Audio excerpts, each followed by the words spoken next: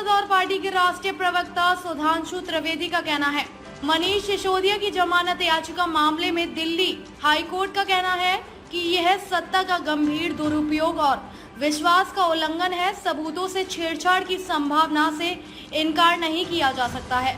PMLA मामले में अदालत ने कहा है कि अभियोजन पक्ष प्रथम दृष्टया मनी लॉन्ड्रिंग का मामला बनाने में सक्षम था। कानूनी तौर पर यह लगातार स्पष्ट रूप से और आकट्य रूप से धीरे धीरे स्थापित किया गया है, लेकिन नैतिक रूप से हम कोई बयान नहीं दे रही हैं। कार्यक्रम मनीष सिसोदिया के लिए आयोजित किए जा रहे हैं, लेकिन सभी विभव कुमार के लिए। कि दिल्ली हाई कोर्ट ने मनीष सिसोदिया के बेल के संदर्भ में जो कहा है उसको मैं सिर्फ कोट कर रहा हूं, जो पब्लिक डोमेन में मीडिया में अवेलेबल है ऑब्जर्वेशन। उन्होंने कहा this is a grave misuse of power and breach of trust.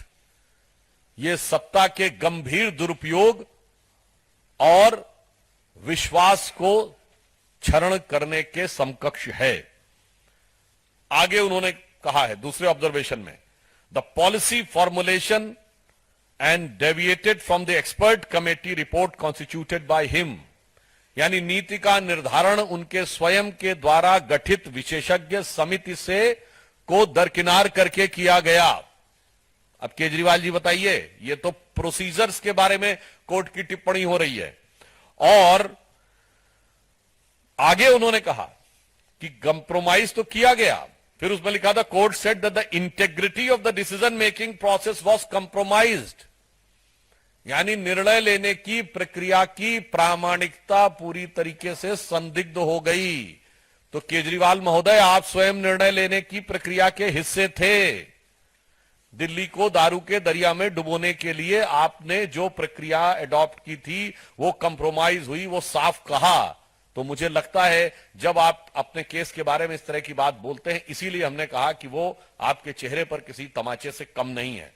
इसके बाद और भी महत्वपूर्ण बात कही है, कोर्ट ने ऑब्जर्व किया है सिसोदिया जी के बारे में, he has failed to produce 2 phones used by him and claimed that they were damaged. The court said that the possibility of tampering of evidence cannot be ruled out. यानी वो 2 ऐसे phone जो वो प्रयोग कर रहे थे प्रोड्यूस करने में सफल नहीं हुए, उन्होंने कहा कि वो डैमेज हो गए हैं और इसलिए साक्ष्यों के साथ छेड़छाड़ और उन्हें प्रभावित करने की संभावना पूरी तरीके से बनी हुई है, इसलिए बेल नहीं दी जा सकती है। ये मुझे लगता है केजरीवाल जी की स्वघोषित छवि जो भी वो बनाने का प्रयास कर रहे हैं उस पे इससे बड़ा डैमेज नहीं हो सकता। यदि कोर्ट बहुत स्पष्ट रूप से कहे और आपके साथी कहें कि वो 2 फोन खो गए और वो डैमेज हो गए, तो मुझे लगता है ये तीसरा उनके ऊपर बहुत बड़ा ऑब्जर्वेशन है। और सबसे महत्वपूर्ण बात, कोर्ट ने कहा है in respect of PMLA case, prevention of money laundering case, court said that the prosecution was able to make out a prima facie case of money laundering, अर्थात प्रथम दृष्टया मनी लॉन्ड्रिंग का केस बनता हुआ दिखता है।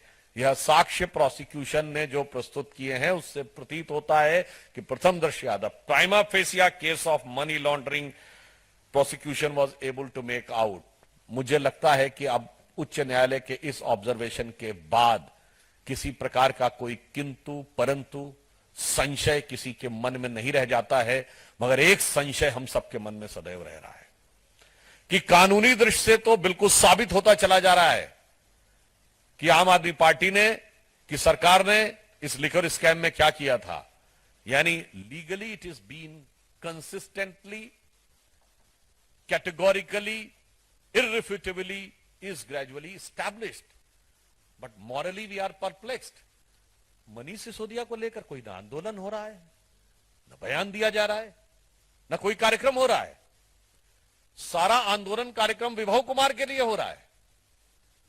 तो लीगल क्वेश्चन का आंसर तो कोर्ट है, हम मॉरल और पॉलिटिकल क्वेश्चन का आंसर केजरीवाल जी से पूछना चाहते हैं कि आपके उप मुख्यमंत्री जो आपकी सरकार में नंबर 2 की हैसियत रखते थे, न उनके लिए चुनाव प्रचार में लाने के लिए मांग हुई है, न कोर्ट में किसी ने जाके अर्जी दायर की है कि केजरीवाल जी की तरह उन्हें भी प्रचार करना चाहिए, न कोई उनके लिए आप आंदोलन या बयान दे रहे हैं।